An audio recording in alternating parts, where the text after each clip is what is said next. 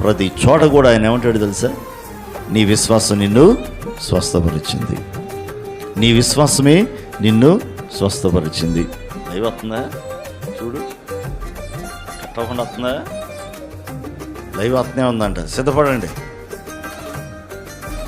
దేవుడు మిమ్మల్ని స్వస్థపరచాలా.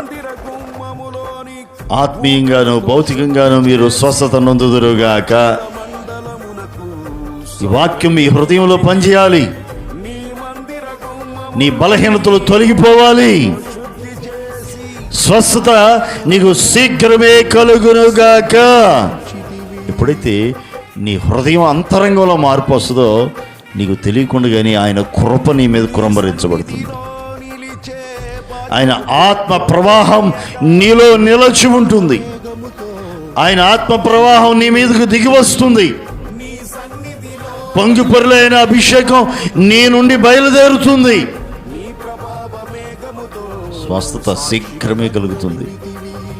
ఆత్మీయంగా మనం సెట్ అయితే భౌతికంగా కూడా ఆటోమేటిక్గా దైవిక కార్యాలు నువ్వు చవి చూడగలుగుతావు. వాటి కోసం మనం కంగారు పడక్కర్లా.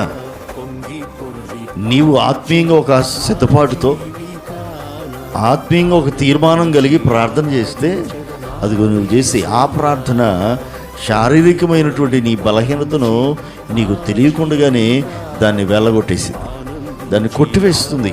ఆ బలహీనతల కాడి నీకు తెలియకుండానే ఆ అభిషేకం ఆ బలహీనతల కాడిని విరగొడుతుంది. నువ్వు ఆత్మీయంగా ఎప్పుడైతే ఆత్మలో బలాన్ని పొందుకుంటావో ఆ ఆత్మ బలం నీ శారీరక బలహీనతల కాడిని విరగొడుతుంది. ఇటు కార్యాలు దేవుడు మీ జీవితాల్లో జరిగించునుగాక.